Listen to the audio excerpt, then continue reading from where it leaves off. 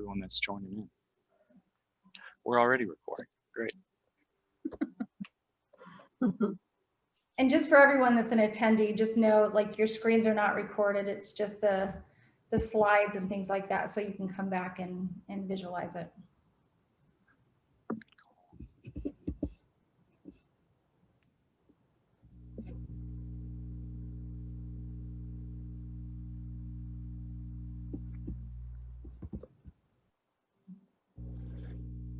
Let's give it just another minute, Chris.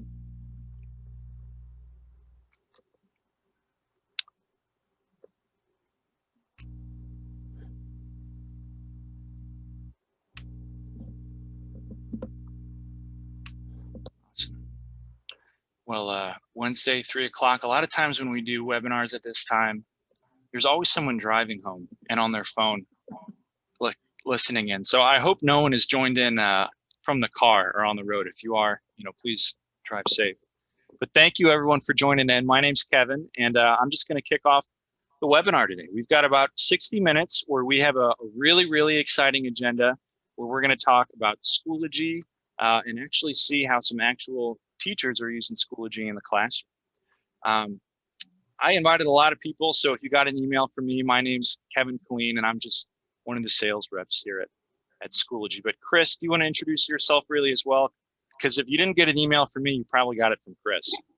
Yeah, hi, I'm Chris, and I work with Kevin. Kevin handles the districts that are 3,000 students and less, and I handle the districts that are larger than that. And so I cover Ohio and a couple other states, but I am the Schoology specialist for Ohio, live in the state. Kevin lives next door in Indiana, so we're glad to be here with you. And then Andy, I'll have you go ahead and introduce yourself. Hi, everybody. Hi, everybody. Hey, this is Andy Mills. I'm the Inside Sales Account Executive for Power School, and I work with schools and districts 3,000 students or less in the state of Ohio. I want to thank you all for joining us today. Yep, and I think we have Kristi on the line as well. Kristi? This Kristi? Me? Kristi, a lot of Kristi's on the line. Kristi. Hi there, everyone. Thank you so much for coming. My name is Kristi Berardici, and I work as a field sales rep with schools that are 3,000 and above. Perfect. So we'll hand it back over to you, Kevin. But basically, we just wanted to let you know this is the team for teaching and learning that's here to support you, and we appreciate y'all joining us today. Thank you, everybody. Yep, we've got a full team here, so any questions, throw them in the chat or email any four of us, and we'll be able to follow up with you as well. For the agenda, I'm going to try to do as little talking as possible today. We're going to review Schoology really, really briefly for those of you that have never seen Schoology before. We'll just do 2 overview slides, and then I'm going to pass it over to the North Canton team. Kim is their technology director, and we've got 4 teachers, Kristi, Allison, Nikki, and Lindsay, from 3rd grade all the way to high school. And they use Schoology every single day. I'm going to let them introduce themselves in a minute here when they speak, but this is going to be an awesome presentation where you'll be able to actually see how Schoology is used in the classroom. Kristi Cropper, not the Kristi Berardici, but she's got some awesome shareable links. So you'll be leaving today's webinar with some actual links and some takeaways. If you are a Schoology user, there's actual practices and things you could apply after today's webinar. So I'm really excited, and I think this will be a great opportunity to just learn more about Schoology. Real quick, so some background on Schoology. We're owned by Power School. Power School is really the biggest K-12 software provider. If you look at the blue slice of the pie right here, this is the classroom suite of solutions that Power School owns. And Schoology is really the cornerstone product for that classroom suite of solutions. If you need a student information system, if you're looking for talent management or HR software, Power School has so many products around those areas as well. Assessment analytic products, Power School has those tools as well. So, always feel free to reach out to Power School if you're hunting for any of those tools down the road. This is the last slide. This just kind of talks about Schoology again for those who aren't familiar. So Schoology was founded in 2009. When you think about 2009, that was the height of Facebook. So Schoology was designed to look a lot like Facebook and be really intuitive and user-friendly. So I think that's what has made Schoology so wildly successful in K-12 is just the fact that it's easy to use.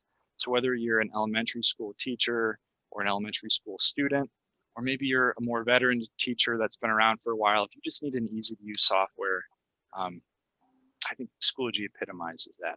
So there's a ton of customers that use Schoology. I think there's like 20 million users throughout the world. Today, we're just focusing on a part of Ohio, North Canton, where we have an awesome Schoology group of users that have been with us for about 6 or 7 years. And right now, I want to stop my screen and pass it over to Kim, who's going to introduce the North Canton team and kind of give some context on North Canton. And then we're going to go into some presentations with the North Canton team.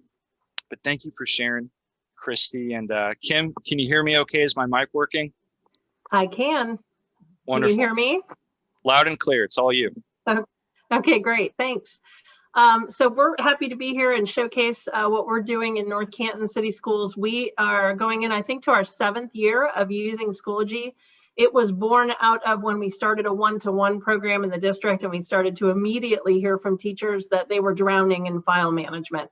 You know, working digitally requires a way to work digitally. So we searched and looked at several different options and settled on Schoology.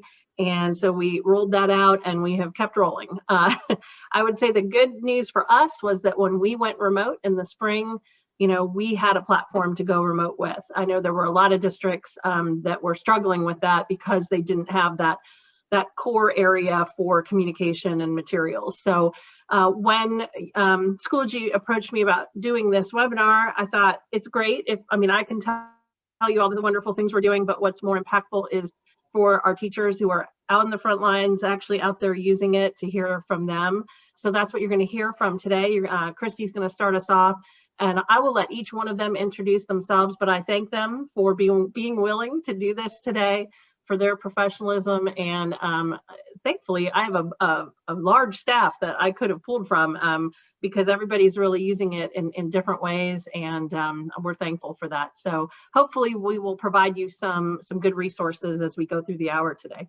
So I'll turn it over to Kristi, and Kristi can start out. Hi everyone, I'm Kristi Cropper. I teach 3rd grade at North Canton City Schools. This year was very unique. I am teaching completely digitally. Our district offered in the fall for our K-12 students to either choose to be face-to-face 5 days a week or completely online. And so I am handling the curriculum and all of that for the 3rd graders that are online. Currently, I have about 57 students enrolled in 3rd grade, and I'm managing all 4 subjects for them. So I'm self-contained. So I'm just going to show you how I'm using Schoology digitally. It's going to look a lot different as we go through the grade levels, and it's pretty exciting to see how everybody uses it to suit what they need. So I'm going to just start with my first slide. Because I am self-contained, it's important if you're going remote, if you're hybrid, however you're using Schoology face-to-face, that it is a landing page for your district, that everyone is using the same landing page. And that's kind of how I explain it to my families when we started. Schoology is our landing page. That's where we house everything for my digital classroom, and they know how to navigate that. So I house it in a homeroom course. Your courses will be designed for whatever you are teaching, but because I am self-contained, I'm housing most of everything for the families in the homeroom course. It's just easier for them. So the one thing that is new this year for me that I was really happy to see and learn about was embedding a banner and I can't think of the word I'm using, a banner and header on each subject when they first enter the classroom. So when my students click on their homeroom course, this is what pops up for them every single time. And I'm linking a video to show you exactly how to do that. For younger kids, especially for 3rd graders, it's very easy to navigate. It's easy for them to use. These buttons, Kevin, does my cursor show for you guys? Okay, so these buttons, these are called buttons at the bottom, and these are actual live links for the students to go to the important pieces of our digital academy. And then this is just a banner that kind of welcomes them. You can adjust and change all of these things very easily, which this is my first year actually doing, and I've been doing this for 7 years. I don't know why I didn't do it before, but These are actual live links, so I will just take you, and this is called embedding. If you want to write that down, that's important for you to know, because there's a difference between pinning an announcement at the top and embedding an announcement at the top. When you definitely want to do the embedding, and I have a slide that shows you how to do that.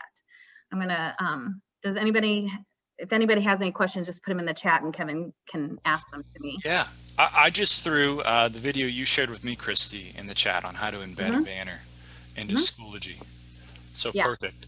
And this is helpful, it sounds like, because like when a younger student logs into your class and there's a banner right up top, it's like they don't have to click through all these extra folders, right? But they see exactly what they need to click on.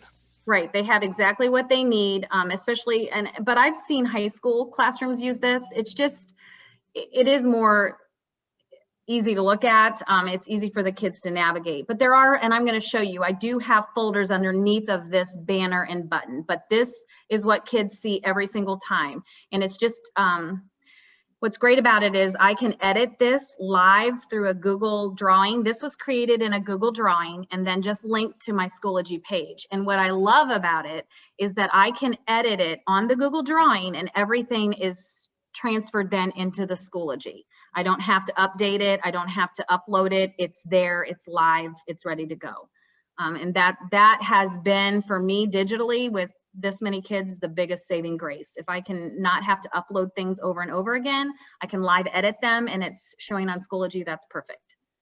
Okay, so underneath of, I screencastify everything. So underneath of those blue buttons that you saw, these are different folders that are organized for the kids that they need to be successful as a digital learner this year.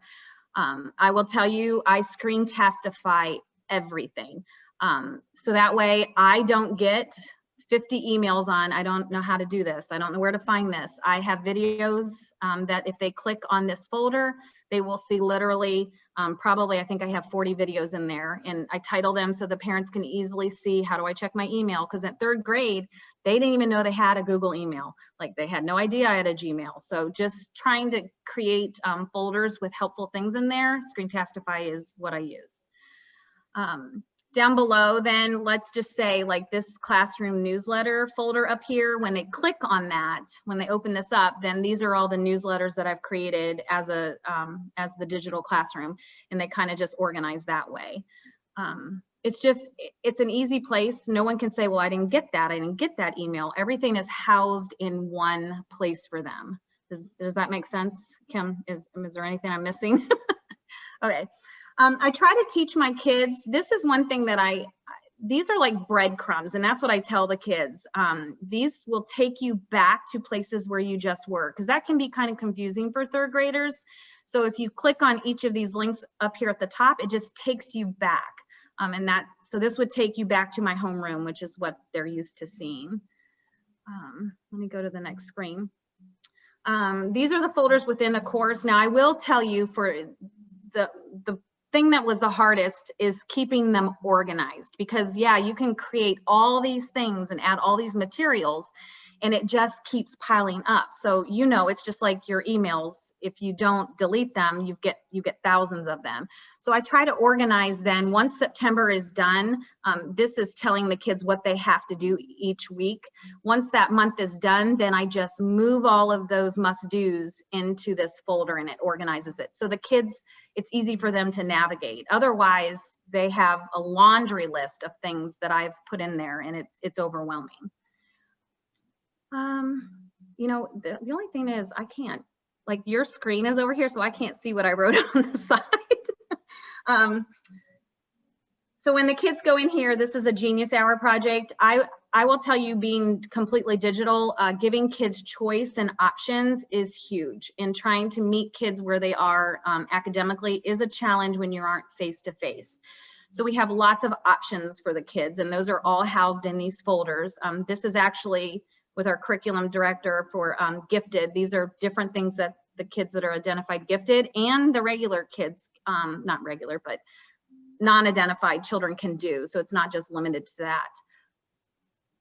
Let me go to the next one. So this is in an actual course. So what everything that I showed you prior to this was for a homeroom course. But if I have like assignments, I put them into the actual course. And that's just a matter of training the kids, and they know that now. If it's a science assignment, you're going to find it in science. So that's what this is right here. You can also, this is an embedded message. So this pops up for the kids every time they go to that Schoology course. This is what they're going to see. And that's just a matter of how you put it in to Schoology. And it's very easy. I think you posted the link. It walks you through exactly what to do and how to do that. Again, these are where you can add all of the materials you need. First grading period assignments, again, those are inside of that folder. Otherwise, you would have just a laundry list, and it's kind of overwhelming. That's the biggest thing I can tell you. Organizing your folders is pretty important, especially being completely digital. Does that make sense so far? I hope it makes sense to me, but I've been doing it. So within the course, so this is an example of one of my assignments that I gave my digital third graders in social studies. And what I like about this is I can create this assignment, and within the assignment, they don't have to go somewhere else to find the things that they need for that assignment. I put them right in it when I add the assignment. So this takes them to their Scholastic News that they need to read and complete before they take the quiz. And so those are just housed right within the assignment that I created. And the next slide shows you how I do that. So in the course, you're going to come over here to the right-hand side and add an assignment. And you literally can link anything you want in that assignment. It can be a file. It could be, if you're doing a writing assignment, it allows the kids to go right to their writing assignment, and you can live see what they're doing. You can attach resources that you have, a lot of a Screencastify video, literally anything right here at the bottom. When you add that to your assignment is what the kids will see then. And for third grade, that just makes it a lot easier because it's all housed within the assignment. They don't have to go somewhere else and find what they need. Everything's right there for them. I might break in just for a second, Kristi, and remind people that there's two different places you can add assignments. So this is from the grade book. But a lot of people, and sometimes it does make a difference. I've noticed where you're adding it from. I know with Cami, I think it makes a difference if you're adding assignment from the grade book versus adding it from materials. So just want to point that out, that the other place that is very common to add from is from the materials menu. Right. This is how I had created this assignment, so that's what I showed you. All right, so let's go on to the next. Okay, so this is really what's taking Storm in virtual learning. They're called Bitmoji classrooms. By no means is this something you have to do. It is a huge rabbit hole, I can tell you. But from that homeroom course, one of those blue buttons that I have is our virtual classroom. So this is what the kids see when they click on that blue button that says virtual classroom. I've given you a link and I sent it to Kevin. If you want to learn how to make a Bitmoji classroom, because that's like hours in itself of teaching you, if you really want to go down the rabbit hole, but there's a link right here that shows you exactly how to create a Bitmoji classroom. Now I know everybody looks at this and says, well, this must have taken you hours. It literally took me copying and pasting from someone who has spent hours creating these, and they virtually give them to you for free. So it's literally just copying it and then putting your own Bitmoji in there and making it your own. I promise you, it does not have to take you the rest of your life. But these are actual live links. And again, like I said, with digital learning, it's important to provide a lot of flexibility and opportunities for kids to feel like they own their learning. That's the biggest thing that I've found, even with third graders. They want to have some ownership with what they're doing, and this allows for that. So this Bitmoji classroom is linked right into Schoology, and this is what mine looks like. Within this classroom, when you click on this digital support links, this is what the kids can view. And these are just some of the pages. I have a virtual library that the kids can listen to stories. This month's story happens to be Where the Red Fern Grows. It's an audio. I did not create it. I don't take credit for any of this. It's literally someone else created it. They give it to you for free. If I sent Kevin the link on how to do that Bitmoji classroom, I give you all of this. You just literally copy it and it's yours. So all of these things are free for you to use. And I just posted that link in the chat. So if they open that Google Drive, they'll get access to all of this. Wow.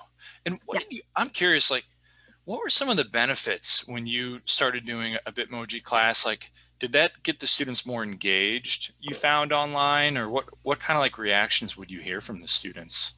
It's just a fun, it's fun. They like it. They like seeing that I changed, like this month's library all has to do with Thanksgiving books, or, you know, showing the election, that type of thing. It just gives them a lot of opportunity. It's not, here's the assignment, please do this. I give them time that they can explore some of these things. We have a huge amount of enrichment opportunities for both traditional students and gifted identified. There's just a lot of choice in there for them. Because they are remote and they aren't face-to-face at all, we provide like a chill out room where they can do yoga at home. I give them indoor recess options. We do Google Meets with our students. I do mine 3-4 times a week. So it's easy for third graders to navigate how to get to a Google Meet if it's all in one place. So on my screen in my Bitmoji classroom, they know that all they do is click this link on their day and it takes them right to our Google Meet. Does that kind of make sense? Yeah, again, it just seems like the organization is so important, and this helps them see it in a different way. Right, it is. It's huge, and these aren't must-dos. These are optional activities. What I was tired of getting was all the emails like, okay, so what should we do? What else can we do? And this just provides the platform for that. I never have anybody tell me I need more work. So. These are just a couple of the rooms that they can go to. Again, there's virtual field trips. Again, I can't take credit for this. I did not create these. These are free. So I don't want anybody to think that this is all my creation, because it really is not. It's just free stealing. And they offer it. So these are just some other places that they can go. It just allows the kids to show ownership. The biggest thing with being virtual, I have found, is the kids need to feel connected. They don't want to feel like they're just on their own somewhere and no one cares about them. So we do fun things. You know, I do a birthday, right? Here's the birthday calendar. So when the kids click on this, they can see who else has a birthday that's a virtual learner. It sings happy birthday to them. It's just fun things to make learning fun. It does take some setup in the beginning, but then it's done. It's all there. These are just other classrooms. Now, the must-dos that I was talking about, this is where the kids find them, and they know that in Schoology. Right at the blue button at the bottom of that banner on their homeroom course, it says must-dos, and this is a weekly must-do list for them that they know virtually, this is what I have to complete for the week. Now, we're a little different in North Canton. We allow them to work at their own pace. We allow them to work at their own time. It's not, 9 o'clock, you have to be doing this. They know that I'm required to do these must-dos by the end of the week. These are just some other pages. Again, I connect those must-dos to their homeroom. And that's what you see right here on the right-hand side. And when they click on this, this is where it takes them to the must-do. Let me see. So that's really my virtual learning in a nutshell. These are just things that I've learned along the way. If you're not screen testifying and you are teaching virtually, you are missing out, because that has been the biggest plus for me using with Schoology as well. Keeping your folders organized is crucial. Again, like I said, it's just like your emails and your text. If you don't clean them up, it's messy and it's littered with a bunch of stuff. So that's kind of your job, because the kids can't organize those. They're in folders that you create. I think I'll take questions. I don't know if you really want me to read all of that. Snip and sketch or things that I use. I did give you the YouTuber that has been, I don't know if she works for Schoology, but everything she does is revolved around Schoology. It's Teach Tech, Teach, and Transform. And I gave her your link right there, her link. Awesome. And I threw that in the chat as well. Okay. This is awesome, Kristi. I admire, third grade full virtual. Like, when I think about that, that sounds really, really difficult. But something that stood out to me, and maybe this is the last question before we let Nikki share her screen next. But you said last week when we were having a conversation that you thought students could even do Schoology younger than 3rd grade. I absolutely do. Yes. I have a grandson who's 2. He can navigate my iPhone. The kids have done very well with this, and they came into 3rd grade, most of them, not having a lot of experience with Schoology, and they are completely capable, especially when you use buttons and you use headers that are easy for them to navigate. Awesome. Well, Kristi, this has been so great. If there's any questions in the chat, I'll definitely will call on you again if there's anything about 3rd grade or Bitmoji classrooms. But thank you so much, Kristi. And I think let's go over to Nikki now. Nikki, do you have the ability to share your screen next?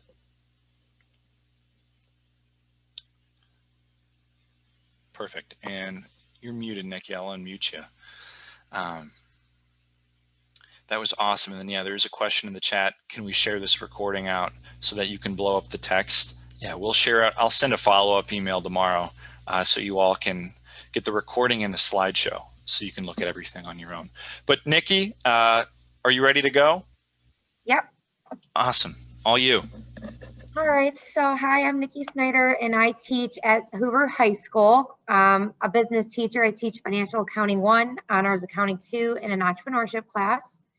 I've been using Schoology for the last 7 years. I've always had it as a supplement to my face-to-face class. So Kristi is all remote. I'm all in classroom, face-to-face, but I have always used Schoology to supplement my face-to-face classroom.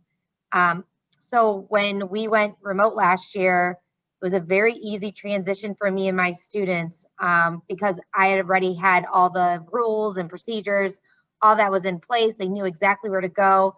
So it was just a matter of using Screencastify and doing Google Meets and just kind of picking up exactly where we left off and just keep on going.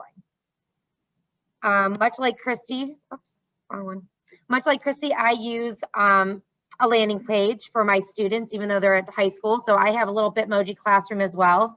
Not as awesome as Kristi's, but I've got something there. This is like a little link. These are all live links as well. So if they need to leave my classroom, I have a hall pass this way they're not writing on sharing things. They just click on that. That takes them to a Google form and they can sign out. And then these are just other links that they can go and use throughout our course. I'm going to go on that. So when you get into my page, one of the overlapping, something that is recurring in our class is the accounting cycle. It's what we work through. So I used the page feature inside Schoology to embed a picture. And so that's what this is. Very easy to do. I didn't give you guys a link, but if you go to your add materials and then select page, you could just insert your picture and switch it to your visual view and it just pops right up. And now this is always a visual reminder for my students because I knew from teaching this in the past that they kind of lose sight. So this keeps them focused on what we're doing each chapter. And like Kristi said, I put everything in course folders for our first week, second week, and then I do it by chapter. And then this way, it's organized for the students. But it really is key to being successful is having all your materials organized in some way, shape, or form. So inside one of my folders, chapter 5 is what we're working on right now. So I chose that. You can see I always have a video demonstration folder. So I Screencastify as well. Everything is recorded. So this way, if I have a student that's out for 1 day, 2 days, 2 weeks, they can keep up with class. And it's literally what what I teach in the classroom. So it's as if they were in the room. When I post my notes, I post the notes as a PDF file. So you could just go to your add material and select file. I put my notes as PDF so that if they're opening it on their phones, on their Chromebooks, on a desktop, on a tablet, it doesn't make your files all wonky. Like it'll change the formatting. So if you put in a PDF, your formatting will not change and it'll be consistent no matter what device they opened.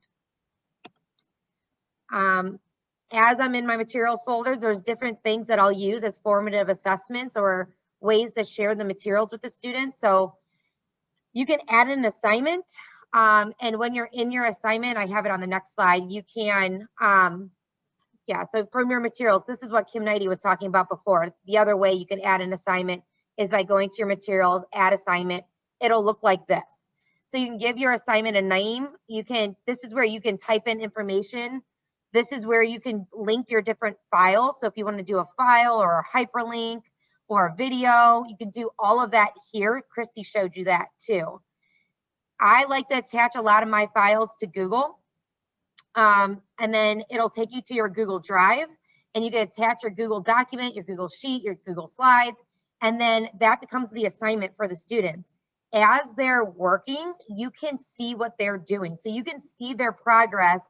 A different tab will come up. So you'll see assignment, you'll see progress or in progress, and then submissions. So even before they submit their assignment, you can see what they're doing and where they're working, which is really nice, especially when you're remote. If there's a question on the assignment, you could just hop right on their assignment within Schoology and see it. It's really nicely organized. So I gave you an example picture over here of how you could type in this description box and what it kind of looks like once you post it. I added some links down here. And then what you can't see is over on the right-hand side is where the students can submit the assignment. And I know later, Lindsay is going to talk about Cami, so I'll leave that. She'll talk about that later. Something that I like to do is I always set the due dates so that students can see. So I do per unit. So for the entire unit, which is usually about 2 weeks, the students can see exactly what's upcoming, what's going to be due. They can easily click on the assignment right here as well. So instead of having to go to your materials page, it pops up on the side and they can access it as well. So I just kind of showed like, this is what my landing page looks like in my entrepreneurship class. And on the right-hand side, as soon as you open it up, you'll see the upcoming events. Working, just because you're remote doesn't mean you can't work in groups still. So what you can do is take a Google document and you can change the URL. So when you go to paste it over into Schoology, instead of it saying edit at the end, you can erase the word edit and just replace it with the word copy. And so when the students click on that link, it'll force them to open it up as a copy. And then this way they could share it with each other and then have a document they can work on together, even though they're virtual. And this is what I do in my classroom to make sure my kids are staying 6 feet from each other, but still working together. This is how I'm kind of doing group work this year. And I give the instructions of who should make the copies, share it with their team members, and what they need to do. I love discussion boards. So this is another way I use Schoology is in the discussion board. So this is from your add materials. You just select discussion boards. You can give it a title. You can, again, attach information just like it was an assignment, type it in, attach your links, give it the due date. You can enable grading or not. Something I found which is awesome, if you just hit create, when your students submit their discussion post, other students can see it. So if you want to make sure they're just not copying the previous student's answer, you can change it so that they have to make their post before they can see other discussion board posts, which is a nice little aha moment that I found out about mid of the pandemic last year in remote learning, because I'm like, wow, these are the same responses. Like, why is this? You know? And so then I found that little button and it got way better to get those individual posts the first time around. You can use, I like to use Schoology as everything. That's where they get their notes. That's where they turn in their assignments. That's where they take their tests. That's where they turn in their projects. Like, again, I'm face-to-face, but this is how I've always done it, even before pandemic times. So if you want to add a test or a quiz, you can see it right there. It's pretty self-explanatory, so I didn't really go into depth on this. But if you want to do as a rubric for like a project, you can add it as an assignment. And then in the assignment box, there's a scale rubric option down here. And then you can go through and create your rubric. There's like this little button and these will all pop up. The rows and columns will pop up for you and the point value will pop up. Okay, and again, you can add in information that you want them to focus on and things like that too.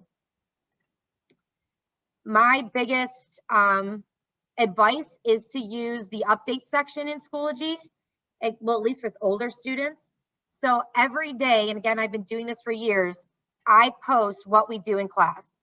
And so then if a kid's out 1, 2, 14 days, they know exactly what we did in class that day or what we will be doing in class that day. I usually post it the day before so that the students know coming into class, here's what we're doing. Or if they missed class, they knew exactly what we did. And then you can edit it even after you make a post. If you need to, you can edit it. And this is where I give them reminders if we have an upcoming test or anything like that. And you can see over here, the upcoming assignments stays on your updates page. And then if you need an email or communicate, that's what this little mail button is that you can use too. All right, so my biggest takeaways. I was going to break in really quick just to say that we also have some teachers that use that feature and they do video. So yeah, they just use their webcam on their laptop and they create like a short video about what they did in class that day. So it's kind of nice that you have the option that you could use text or video. Yeah. And it makes it, because I know like a lot of my students, when they miss, they don't ask what they did. You know, they don't, sometimes, a lot of the times they didn't come to me and ask, and then they just don't do the work. And it's like, no, you're still responsible for that information. So this kind of takes away that fear of coming up to the teacher or whatever it is, or especially if they're at home. Like right now we have several students that are out in quarantine, and this is a way to keep them up. I've had kids come back and they didn't miss a beat when they were out for 2 weeks. So it was really nice for that. And that's something, like I said, I did it before the pandemic, but I was so glad during remote learning to have that procedure set up. And then even now, like we're always on the edge. Are we going to go remote? Are we not? It's set up, and it's nice to do. And it takes like 30 seconds just to type it up, and it makes your life and their lives a lot easier. And then the parent piece, they know exactly what we're doing in class too, because they could just log on and see it as well. All right, my biggest takeaways is just master the basics of Schoology first. Like doing a lot of the embedding is fun and cute, but like Kristi said, it's a rabbit hole and it can get overwhelming very quickly. If you're having struggles with Schoology, there's literally a video for everything on YouTube. Organization is key. Make sure you're using those folders and be consistent with whatever setup you're doing. Make sure you're consistent with it. Love the update section. And like Kristi said, screencastify your lessons. Like that's something I'm going to continue to do even after this school year. I'm going to screencastify, post it. And then this way, if the kids didn't get it in class or if they were absent from class, they have that lesson right there. All right, so I'm done.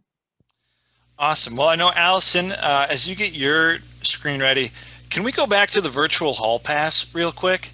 Oh, because yeah. I'm thinking you don't have to sanitize that. You're not given, it's not a super spreader hall pass. How does a virtual hall pass work again? Oh, so I created a Google form. And then I just posted the link to the form right here. And so, they would just write the time that they leave and then the time that they come back in all on their phone or like a device? Oh, yeah. So they used a QR code on their phone. So I have a QR code in my room, in my physical classroom. They can use their phone and go to the QR code. It's right on the door. And it'll open up the Google form. Or they can just click on this link in our virtual classroom and get the same Google form. And yeah, it tells me what's their name, first name, last name, and it already timestamps it for me, where they're going, whether it's the bathroom, the hall, to the nurse or their locker, whatever. And then I make them do it again when they return. So there's on the multiple choice options of what they're doing, it's, returning to class.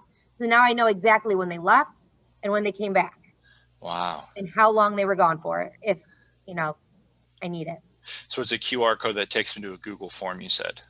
I have a physical QR code in my classroom. So like if they're physically in my room, they don't want to go on the link, but then I have this link same in the virtual classroom that they could click on.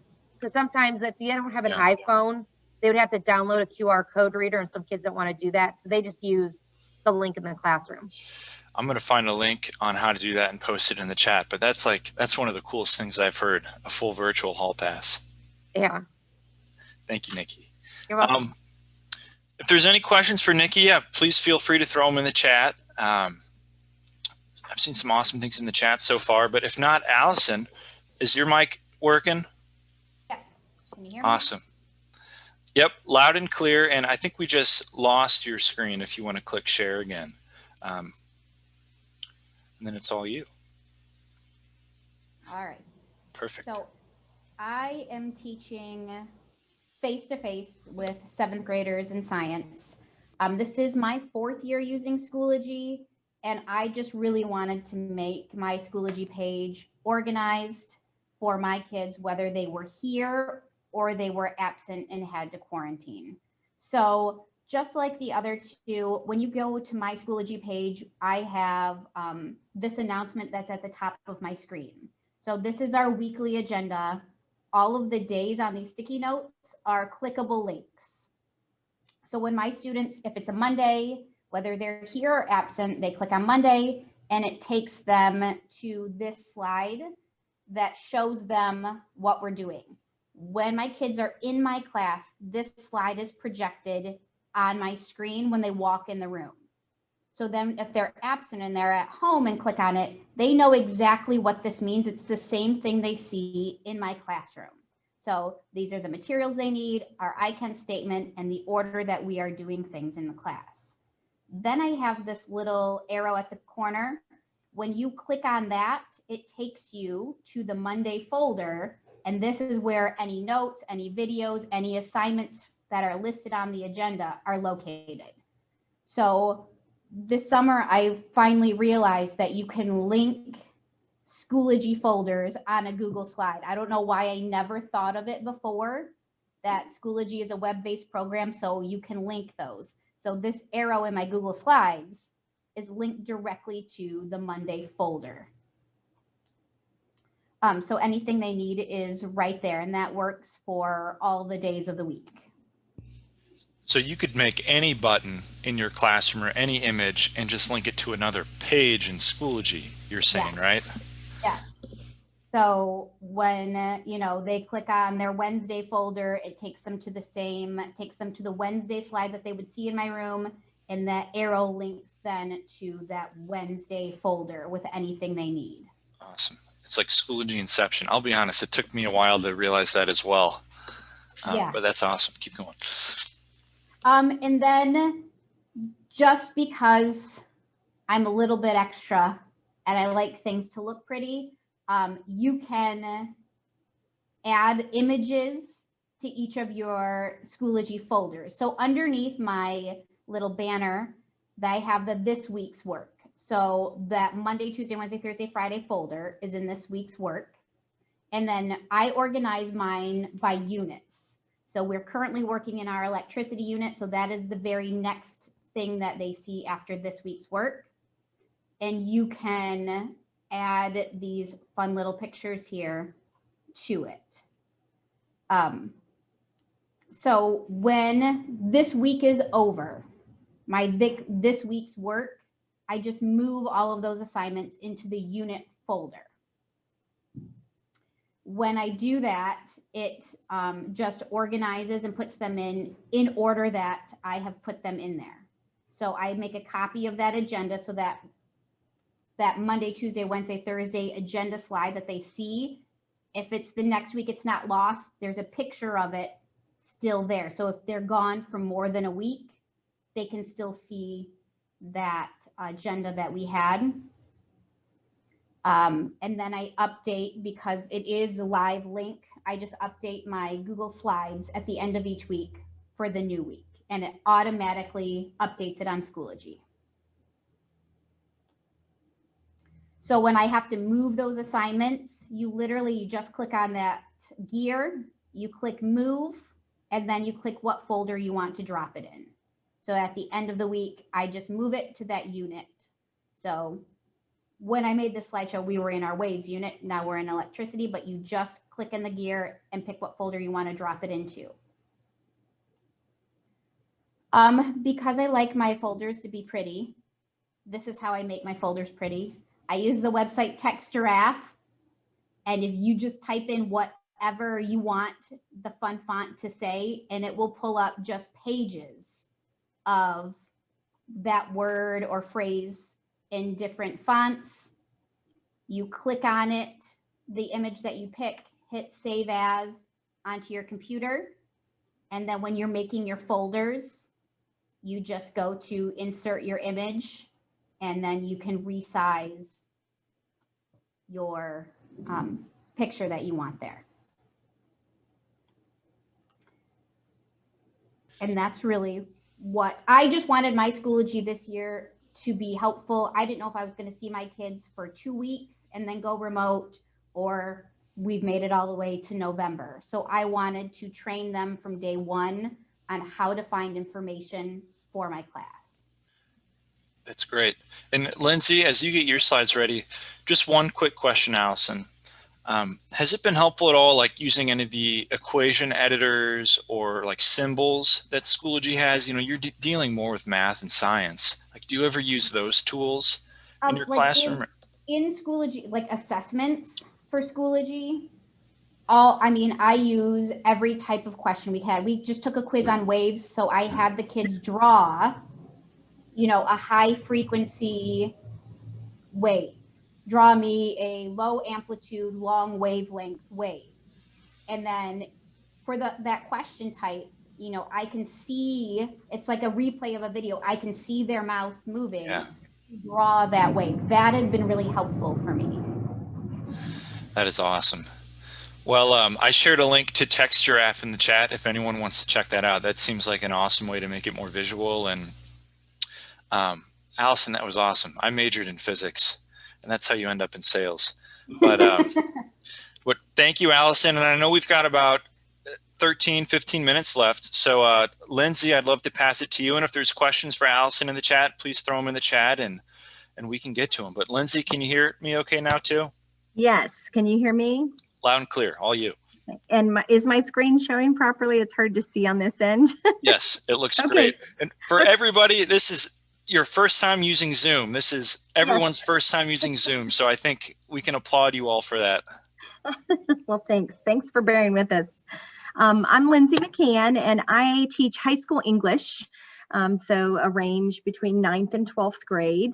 And I'm going to address using Kami within Schoology, using just as everybody's kind of built on this concept of using live Google documents and slides with clickable links, and then also addressing Schoology's completion rules.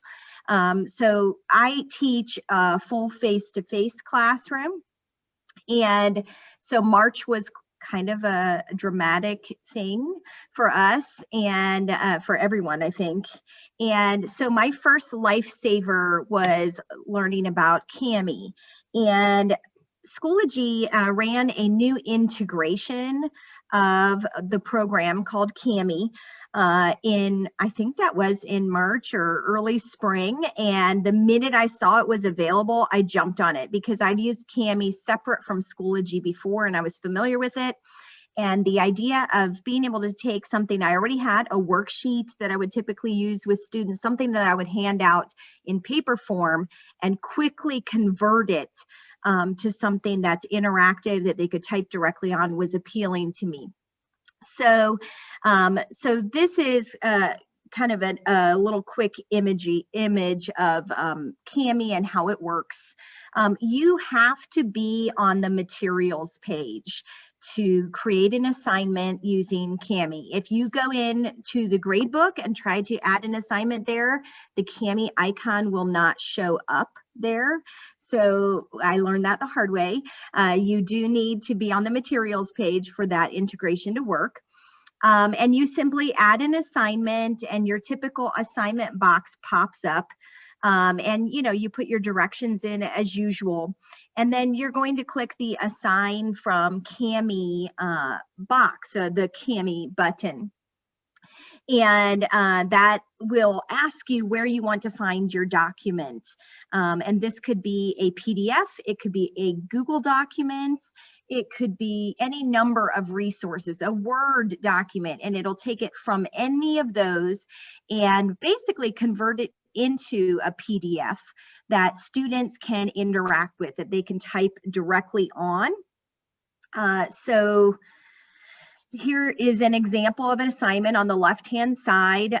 What you're seeing here is, what I have typed in the assignment. And so I wanted to show you, I found a document online. You can find anything with Google, right? That's what students know that. And I found a document that explained how to do a CAMI assignment.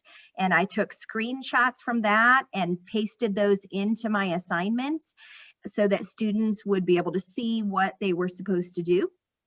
And the idea is that at the bottom of your assignment directions, students will see the button that says Open Assignment with CAMI. And they click on that, and it goes straight into CAMI. So this is what CAMI looks like. You can always tell because of the blue bar across the top of the page.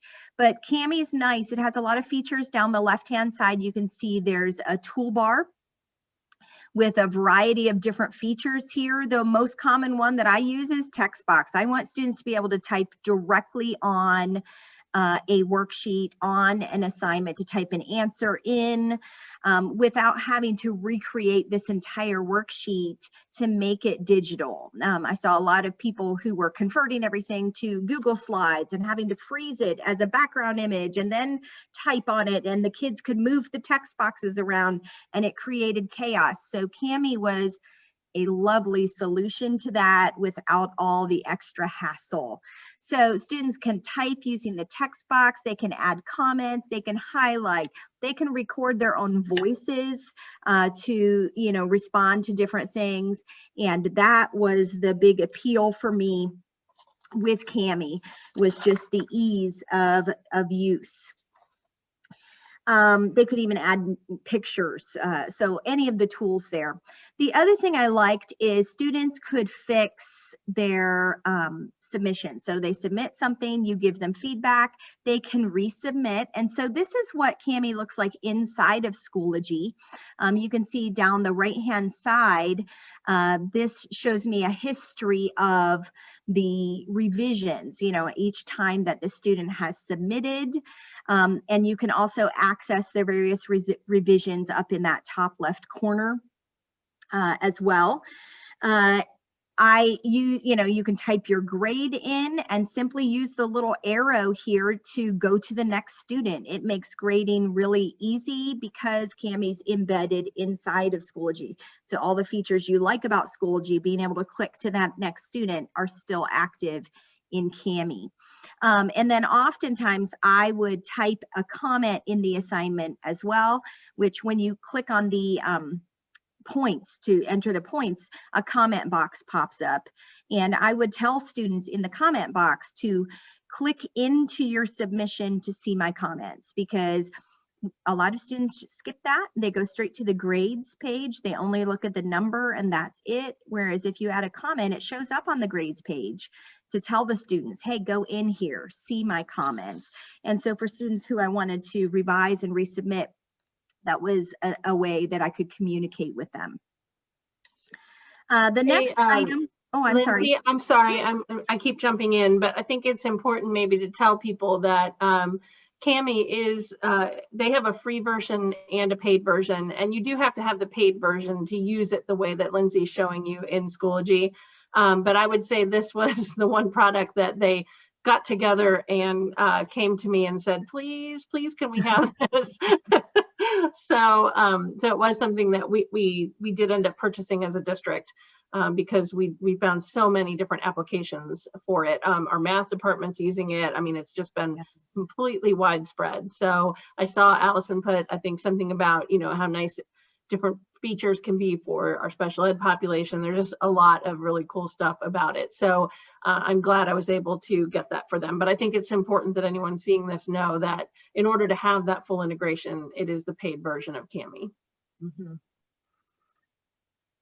So the other thing I wanted to mention was just that clickable links. And I think, all of us have been echoing this same thing throughout the idea of using clickable links and easily manipulating information. So I don't have the fancy Bitmoji classroom. because I don't have time to create a Bitmoji classroom. Someday, you know, but I'm just trying to keep things really usable and really streamlined. And for me, adding a new thing in wasn't, you know, that wasn't something that I was pursuing. So I kind of stuck with a lot of what I already did. And one of the things that I do for students, so this is kind of branching off of what Nikki said, where she posts what she did each day as an update to Schoology. Yeah, I have a Google Doc that has the notes of what we did for each day. And I have simply attached the link to that Google Doc to Schoology. And it's an easy thing that students can reference for makeup work when they're absent, or when they are mentally absent is what I tell them, because sometimes they're physically here, but they're not mentally present. So this gives them a chance to go back and review what we did in class.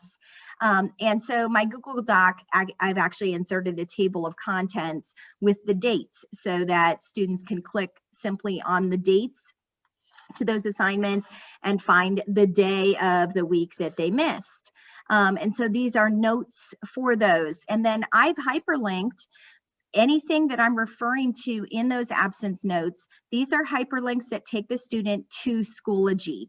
One of the biggest problems that I learned about was students not knowing where to find stuff on Schoology. And you would spend all this time typing in an elaborate description, go to this folder and then open that, and then go to this other folder inside of that. And it was very clunky. And so this became so much easier. I don't have to tell you where to go on Schoology. It's here. You click on the link, go directly there to find what you need. Another thing is inserting links in your assignment descriptions for Schoology. So this is a Schoology assignment that I have, and I put the links in there because, again, one of the things I learned is kids go straight to the grades tab. They don't look at the materials page. They don't look to see what's new. They don't check their email for their notifications to see what the teacher updated most recently. They go straight to grades. Am I failing? Is there something I need to do? And they're very practical. And so we need to appeal to that. And so if they were to click in the grades and see that they're missing this assignment, I want them to be able to click on it and then know where to go to get the instructions for the assignment as well. So everything's in one place. So adding clickable links that refer back to the URL on Schoology for the directions was key for me. You can also, just as some of the other presenters have shown, you can also embed Google Slides with clickable links as well. So this is an example of you know, basically what we're doing. And this is very similar to what I posted each day when we were full online remotely teaching, for students to know, you know, where everything is, what they're supposed to do each day, if there is any homework, etc. So this shows up. If I make any changes, this is live, so it will show all of my updates, and students can simply click to this, and it shows all of that. And the easy way to do this is basically in a Google document, Google slideshow, etc. You have the option of clicking File, Publish to the web. And that's what's going to make this you able to embed it. A little box pops up for publishing to the web, and that's where you can change the size, and that's where it gives you an embed code. And then on Schoology, you simply add a page. Okay, from the materials screen, you add a page, and then you click the little dots in the top right corner of that to get to the HTML formatting, which allows you to embed something. So that's where you're going to paste your embed code. The trick that I found that was really helpful was this little box down at the bottom. If you want them to see the actual item instead of an icon, you just want to make sure that this is activated to display in line instead of, you know, just displaying it as an icon in Schoology. And so, like I said, this creates a live link so that I can change it on my Google slideshow and it will change on Schoology without any additional steps or uploads, which was key. The final item, and I'm just going to be very quick with this, was completion rules. If I wanted students to have viewed instructions before they completed an assignment, I did make use of completion rules. Now, this is something you make use of in a folder. So as you can see, based on what Kristi said with the breadcrumb trail up here, I'm in a folder that I've created in my course. And this is how I've changed my folder to force students to complete certain items before they can move on to the next item. And again, you can link to these things and let them know that you're using completion rules and that they are not going to be able to go to the next thing until they've completed, the tasks in a certain order. And you can tell completion rules are on by these red boxes. You'll notice that it tells students, here's what you must view this item or you must submit to this before you can see anything. So I would upload everything, including answer keys, knowing that they can't see the answer key until they've submitted the homework. And so it didn't stop me or make me have to publish it only after, I knew that they had all done the lesson. And it was just a nice streamlined way of doing that. So to do it, basically when you're in the folder, you choose options and then student completion. You can tell whether you want those things completed in a sequential order or not. And then you can select what rule you want to set for each item. And those rules vary depending on what type of document it is. I have no idea why, but when I took my screenshot here, this was floating down here in midair. But basically, beside this particular assignment, I could choose for them to view it, to make a submission, or a bunch of other choices. So this is just a nice thing if you really want to kind of force kids into completing things in a particular order. One of the other things I learned is when students would ask, why can't I see this? It says it's grayed out. It won't let me click on it. And I would say that's because of the completion rules. You haven't completed the other tasks. But if I wasn't sure, I can also check Schoology as that student to see what they've completed. And I can see the progress bar for how much of a video they've watched, etc.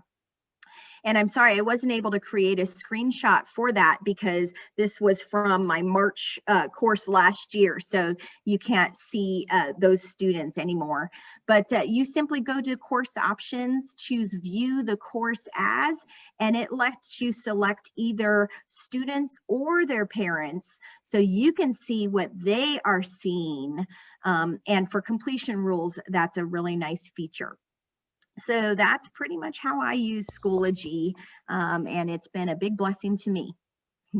If I could, notice one trend throughout all the presentations, it seems like you're all battling this common theme that students use virtual learning as an excuse to, hey, I didn't see the homework, or why is it grayed out? I didn't want to do the work or didn't want to learn.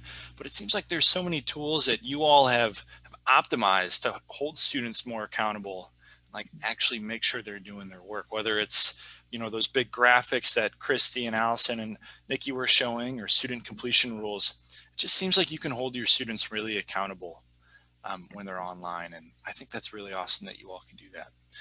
I know thank you for